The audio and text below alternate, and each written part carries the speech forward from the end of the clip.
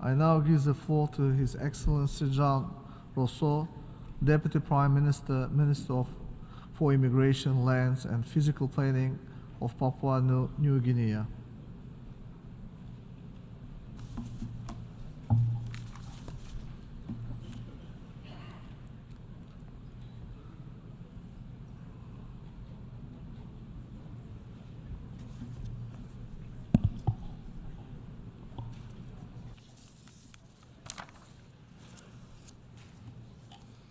His Excellency Mr. Dennis Francis, President of the General Assembly, His Excellency Mr. Antonio Guterres, Secretary General of the United Nations, distinguished heads of state and government, Excellencies, ladies and gentlemen.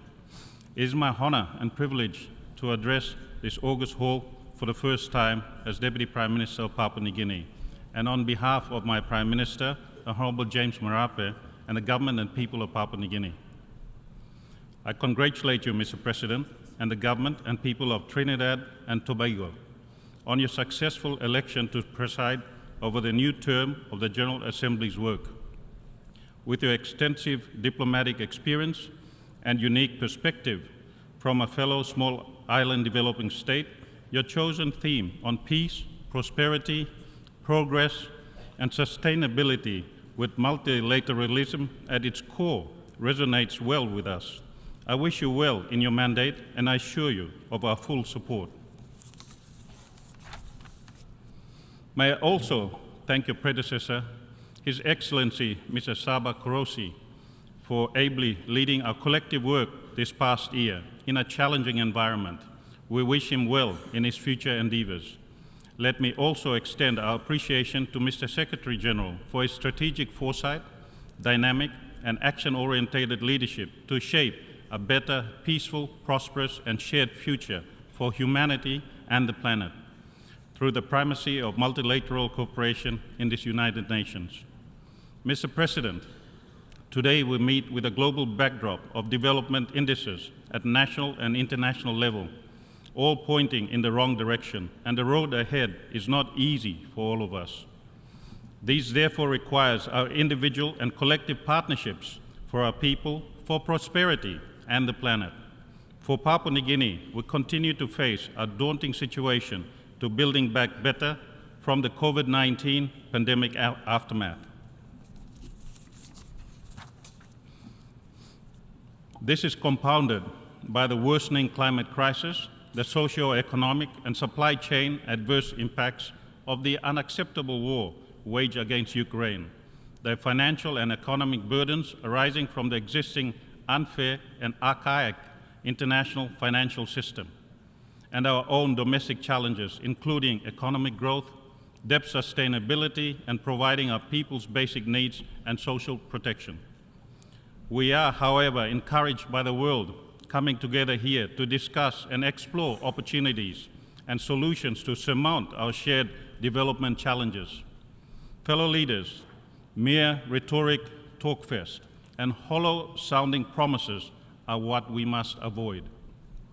But rather, let us use this opportunity to ensure that we put in place concrete, result-oriented, and workable ways and means that will help support effective, timely, and sustained delivery of the basic needs of our citizens and the development aspirations of our countries while protecting our environment. Mr. President, my government has decided to take a bold, decisive, and pragmatic leadership and ownership to address head-on our own development challenges in critical areas such as economic growth, health services, education, law and justice sector, and infrastructure, including information and communication technology for e-government, as well as how we deal with the external shocks to our country and our people.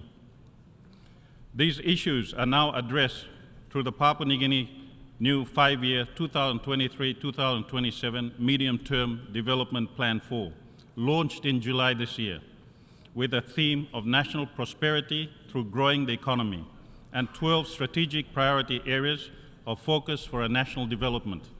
It also clearly identifies the measures, including funding needed to attain our development priorities and aspirations.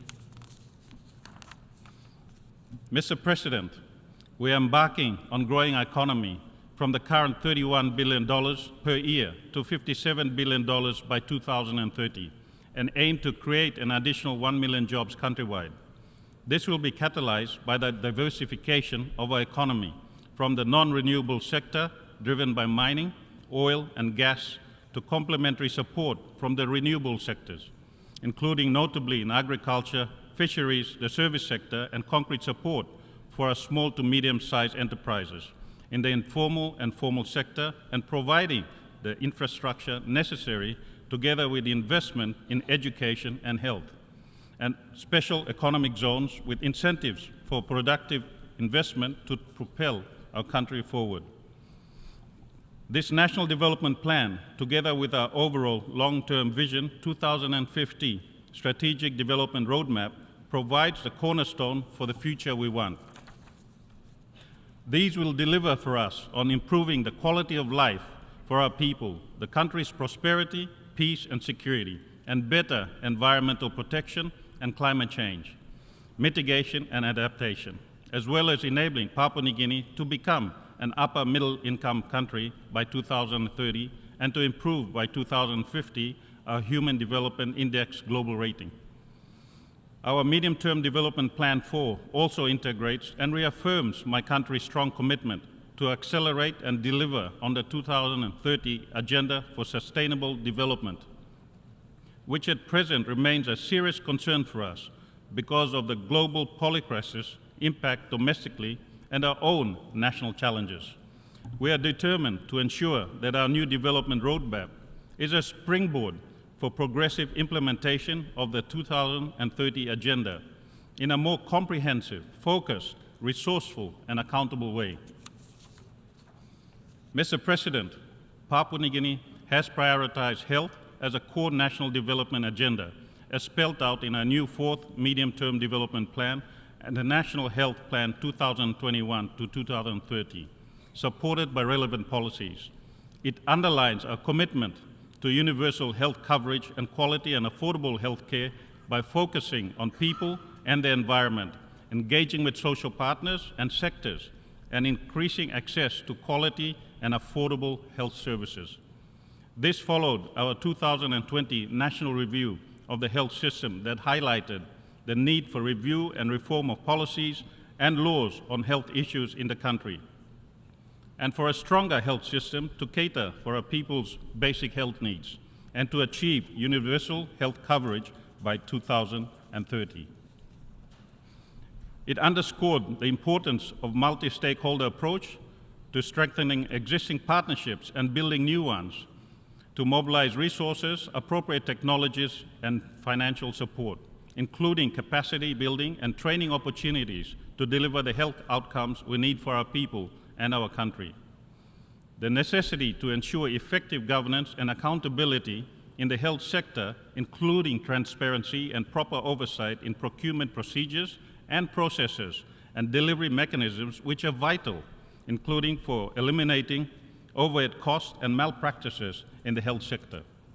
For us, major health challenges remain in the prevention and control of communicable diseases and non-communicable diseases, and on reproductive, maternal, newborn, and child health.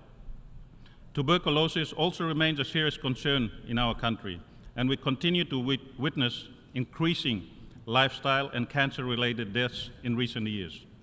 However, the health review and reforms and strategic privatization has made positive impacts, including in transforming our national health system and focus on training more medical staff, including doctors and nurses. But much more work remains to be done. We therefore welcome development partnership in the health sector, which is crucial for us given the limited health-related experts, institutional and systemic capacity and resources that continue to challenge the effective delivery of healthcare and services to our people, especially the rural majority. We look forward to harnessing the outcomes of the just concluded 3 health-related high-level meetings to support a recovery from the pandemic and to deliver on SDG 3 in the country. Mr. President, The importance of partnerships for national development, including on the SDGs, especially in a challenging global situation such as today, cannot be overstated. We therefore welcome genuine and durable partnerships from all stakeholders at all levels in supporting our development priorities and aspirations, including for the SDGs. In our view, however, development partnerships should be based on an equal footing rather than a donor-recipient lens that undervalues recipient countries' contributions. This will help build trust, confidence, and enhance effective development partnerships. For Papua New Guinea, strategic development partnership is recognized in Pillar 12 of our new medium-term development plan 4. We call on all our development partners to ensure that their official development assistance to Papua New Guinea is aligned under this framework with our own national development agenda priorities that averts unnecessary parallel efforts and for cost-effective partnerships for mutually beneficial outcomes to be achieved. Let me also use this occasion to acknowledge and thank all our valued development partners for their constructive partnerships and support for my country's development efforts. We look forward to further strengthening the cooperative relations going forward. Mr. President, financing for development remains a serious challenge for us, as it is for many other developing countries, including from the pandemic aftermath. The growing divide between countries that can access affordable financing for development and those that cannot is a serious concern that must be addressed swiftly if we are genuine about leaving no one behind. We also note the outcomes of the high-level meeting on financing for development and the SDG summit held at leaders level earlier this week, and that strongly support the call by the United Nations Secretary General for a US $500 billion annual SDG stimulus to support developing countries. This is a most timely and relevant given the challenging development circumstances the world is currently facing. If realized, accessing such funding support to developing states should be at speed, scale, and be less onerous. Mr. President, for my country, we need around $26 billion in the next 5 years to grow our national economy to reach our development aspirations of $57 billion per year economy, to take us progressively into the future, including delivering on our SDG commitment. According to the international financial system and other pundits, Papua New Guinea is rated to be at a high debt risk given our debt to GDP ratio. We recognize this concern. However, we need to fund our development framework and its effective implementation to cater for our growing population demands. We are taking leadership and ownership of our domestic resource mobilization, including financing our development priorities through measures such as tax reforms and enhanced internal revenue collection, strengthening governance laws and policies to tide illicit financial flows, addressing systemic issues on foreign exchange, reviewing and revising our domestic laws and policies to ensure that our natural resources development in the extractive industry is on fair, just, and equitable terms, incentivizing public service partnership and supporting SMSEs in the formal and informal sectors. This has enabled us to provide a core funding for development, which is complemented by a small fraction of external financial support from our development partners. We are also working with the IMF and other bilateral development partners to move from a deficit budget to a more balanced one to cushion the impact of debt servicing on the delivery of our development needs.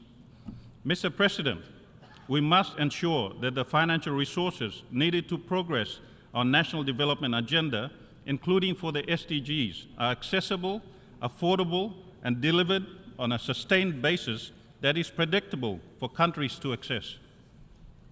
We also welcome development financing partnerships through debt for nature swaps as an important tool to address our debt issues while conserving our natural ecosystems.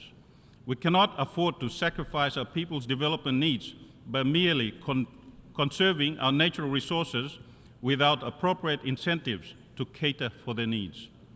Let me also underscore that it is not enough to demand countries to fix their domestic systems to support their development financing. It is also crucial that we must effectively and urgently address the existing shortcomings of the international financial system that continue to be a bane to the financing for development needs of developing countries like my own. We therefore join other countries and the Secretary General to call for the urgent and comprehensive reform of the international financial architecture to address the economic and financial challenges facing developing nations, especially small island developing states just like mine. Mr. President, Papua New Guinea further calls on the international financial institutions and development partners to use the final report and recommendations of the high-level panel of the Multidimensional Vulnerability Index as a tool to adequately account for the key factors of vulnerability, such as the adverse impacts of climate change and natural disasters, into their decision-making, rather than relying on the GDP, GNI per capita as the sole measure of a country's development. We also strongly support the Bridgetown Initiative as a part of the reform of the global financial system to improve the response to the climate crisis and the particular development challenges, including access to affordable financing and debt relief. Mr. President, an ongoing concern for my country in the context of financing for development is the unintended consequences arising from anti-money laundering laws from the international perspective. As a small economy that is primarily rural and cash-based, anti-money laundering laws impede development growth in my country. We need to ensure that the application of one-size-fits-all money laundering laws does not continue to be a hindrance to the economic growth and sustainable developments of small developing countries like ours.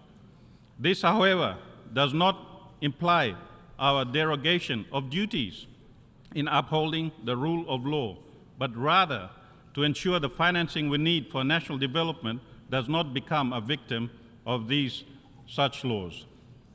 Mr. President, the ongoing extreme and increasingly tragic weather and slow onset events multiplied across the world, which Secretary General Guterres aptly called the era of global boiling, has arrived, emphasizes to all of us the critical need to confront and address the climate crisis swiftly. From our highlands region to the coastal lowlands and offshore in our island communities, the ravages of the climate crisis, as seen in natural disasters, droughts, sea level rise, and food insecurity, and also the impact on our economy, continues unabated despite our negligible greenhouse gas emissions. This provided the backdrop to our own second National Climate Summit held last week in our capital with our development partners on what we must do nationally and with other stakeholders going forward. We applaud the United Nations Secretary General's strong and dedicated leadership on climate change, including for the Climate Ambition Summit held earlier this week.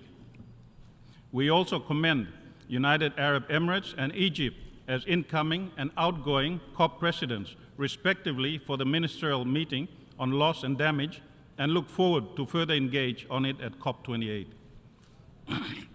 Mr. President, for Papua New Guinea, like many of our fellow Pacific Island countries, let me reiterate our position that climate change is a key priority for us, as this remains the single greatest existential threat to the lives and livelihoods, security, and well-being of our people.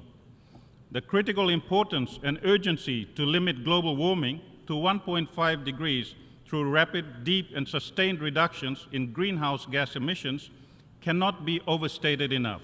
This is critical to the survival of our smaller island nations in the Pacific. That is why Papua New Guinea strongly supported our Melanesian neighbor, Vanuatu's landmark General Assembly resolution adopted last March on an advisory opinion from the International Court of Justice on climate change and look forward to its outcome. As host to 7% of the world's biodiversity, Papua New Guinea has an important role, and our evolving national plans, policies, legislations, and partnerships on climate change underscores this strong commitment. This is reflected yet again in our new medium-term development plan 4, Strategic Priority Area 10 on climate change and natural environment protection. Mr. President, Papua New Guinea is indeed pleased to note that we have made much national progress on the climate change front, which we take pride in, given our efforts so far as implementing our targets under the nationally determined contributions. At the Climate Ambition Summit, Papua New Guinea announced our national commitments towards a 1.5 degrees global temperature goal and for climate justice.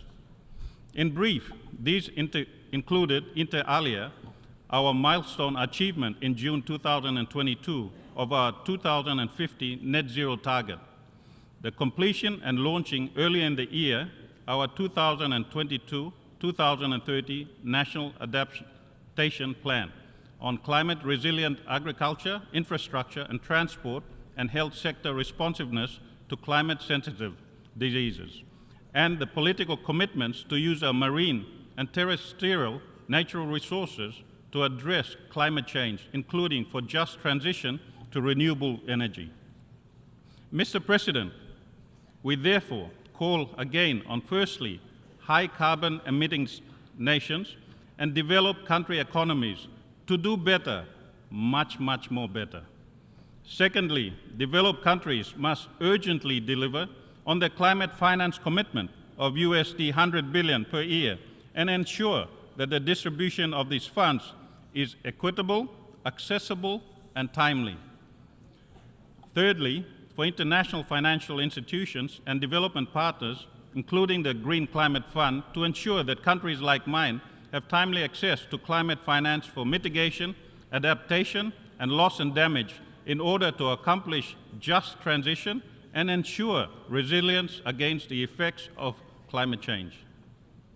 Fourthly, we welcome international support for investments in downstream processing of our natural resources to make the transformation we need to further support our enhanced climate ambition for the global temperature goal and for climate justice. At the Pacific regional level, Papua New Guinea urges the international community to contribute to the Pacific Resilience Facility, a regional financing facility set up to address disasters and climate change threats in our blue Pacific continent, and thank our development partners who have contributed to it.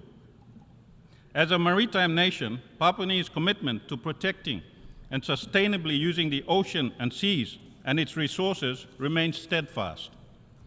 Our medium-term development plan for Strategic Priority Areas 10 on climate change and natural environment protection underscores this point. Not only does the ocean serve as a vital source for carbon sink, but it is also our main source for economic benefits, revenue generation, and daily sustenance of food and income for our people and our communities. As an example, our water supply 18% of the global tuna catch and 15% of the global tuna trade. We therefore strongly support and welcome the milestone adoption in June this year of the new global treaty on the conservation and sustainable use of marine biological diversity of areas beyond natural jurisdiction. We are pleased to have contributed to ensuring important areas for us were accounted for in the treaty, such as high seas pockets, extended continental shelf, rights to fisheries and capacity building, and transfer of marine technology. Mr. President, the BBNJ Treaty also complements our own National Protected Areas Policy and National Oceans Policy, as well as our Pacific Regional 2050 Strategy for the Blue Pacific Continent. We thank Singapore for their strategic and able leadership as president of the process and commend also the international community rallying to support the BBNJ Treaty, successfully after nearly 2 decades of intensive negotiations. We look forward to the treaty's early implementation. We are therefore encouraged and impressed by the high number of countries that signed the BBNJ Treaty 4 days ago at the UN Treaty event. We commend and congratulate those countries. Papua New Guinea will sign the new BBNJ Treaty once our own domestic procedural and legal processes are completed. Mr. President, Papua New Guinea also supports the convening of the next UN conference on SDG 14 on ocean and seas, led by France and Costa Rica. We are also supportive of the global efforts for a new binding global instrument on plastic pollution to further protect our marine ecosystem, and will do our part to see this to a successful conclusion and eventual implementation. Also, as an integral part of our stewardship of the ocean and seas, my government hosted the biennial 8 Pacific Tuna Forum 16 days ago, supported by our fellow Pacific countries, including our regional and sub-regional organizations, the private sector and academia, where the current status of the tuna industry in our region and its sustainability was discussed. Papua New Guinea, like many other small island developing states, is increasingly concerned with the rising sea levels related to climate change that is threatening the lives and livelihoods of not just our coastal communities and the country's land territories and consequent economic and other losses, but more fundamentally, the human rights of our people affected by sea level rising. Existing international law does not address this serious concern. We welcome the ongoing important work of the International Law Commission on this issue, and we are committed to contributing further to it. In view of this, Papua New Guinea, together with our fellow Pacific Island Forum members, are progressing efforts for another landmark forum leaders' declaration on statehood and protection of persons in the face of climate change-related sea level rise. We look forward to its adoption later this year by our forum leaders. We call on our development partners to work closely with us in equal partnership in further strengthening the protection and sustainable use of the oceans and the seas. Mr. President, at a time of challenging global and national circumstances, given the evolving multiple crises, the protection and promotion of human rights, particularly for women and girls and those in vulnerable situations, must remain central for the international community. For Papua New Guinea, we have a strong commitment to this important issue. This is aptly demonstrated most recently by our Medium-Term Development Plan 4, under Strategic Priority Area 11 on population, youth, and women's empowerment. These entails increasing the gender parity index for females in education, employment, and business, combating incidences of gender-based violence, and to quadruple the number of women in leadership. These priority activities will require an investment of about $50 million to deliver the much-needed results by 2027. We are also continuing to work through our bipartisan parliamentary committee on gender-based violence, led by 7 members of parliament, with the welcome and valued support and partnership of the European Union and the UN system, particularly UN Women, UNFPA, and UNDP, under the Spotlight Initiative, which was launched in March 2020. This addresses evidence-based approach to unequal power relations between men and women, with focus on gender equality and women's empowerment. We have made good progress in areas including reforms in laws and policies and justice, health and community sector services, policing, medical and socio-psychological services, accessing legal support services, and shelters for gender-based violence survivors. However, much more work remains to be done, and we are committed to doing our bit and part going forward. We are also working with the UN Human Rights Treaty bodies on our outstanding report on the Convention on the Elimination of Discrimination Against Women. We thank our valued development partners in these efforts, and also welcome others to join us to strengthening human rights in general, and more specifically for our women and girls. Mr. President, the urgency and the need for a new agenda for peace, as called by the UN Secretary General, in his Our Common Agenda is timely, and its importance for the peace and security of the world cannot be overstated. Papua New Guinea strongly supports the Secretary General's call. This has given the sobering and increasingly worrisome disrespect for international law, including the UN Charter by certain states, the geopolitical tensions and divide, simmering and unresolved conflicts, associated human rights violations, escalating nuclear weapons threats, and mistrust between and within countries. Without peace and security, our development aspirations under the 2030 Agenda and our respective development frameworks will be that much more difficult to achieve. This is a recipe for catastrophic outcomes that none of us would want. Mr. President, never again must we repeat the horrors of the two world wars. We are seriously concerned about moves by certain countries for the use of nuclear weapons. Such threats are unacceptable and therefore condemned in the strongest possible terms. It is incumbent on all of us to rally together in peaceful dialogue as common humanity under the banner of the United Nations to responsibly address all these issues. For my country, peace and security issues are a priority, and this is addressed through the law and justice sector under our medium-term development plan, strategic priority areas 5 and 6. Our strong commitment to peace and security has enabled us to increase funding and investment for capacity building and training in our country on our law and justice sector. For us, our founding foreign policy of friends to all and enemies to none continues to be a guide in our foreign relations conduct.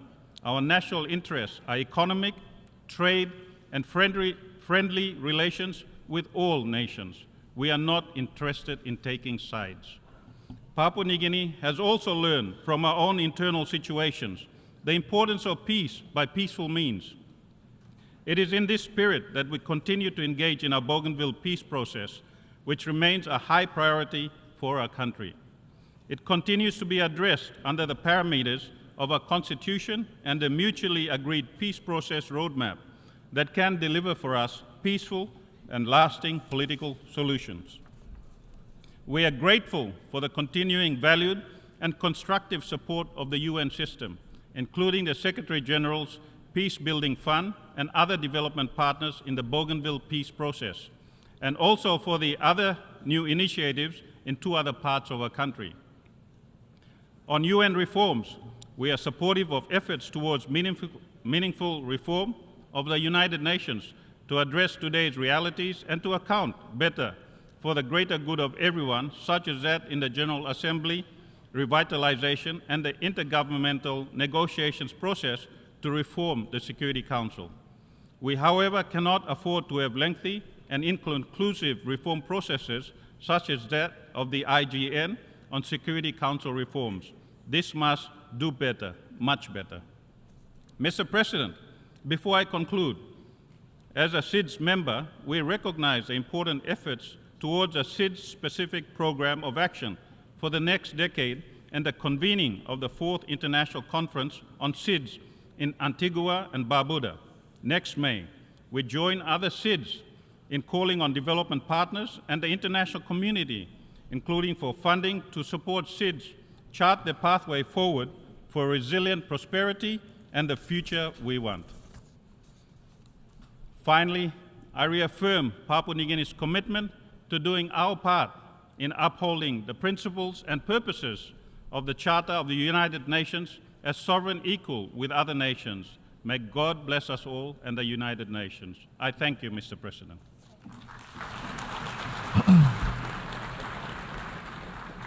I thank you, the Deputy Prime Minister, Minister for Immigration, Lands and Physical Planning of Papua New Guinea. I now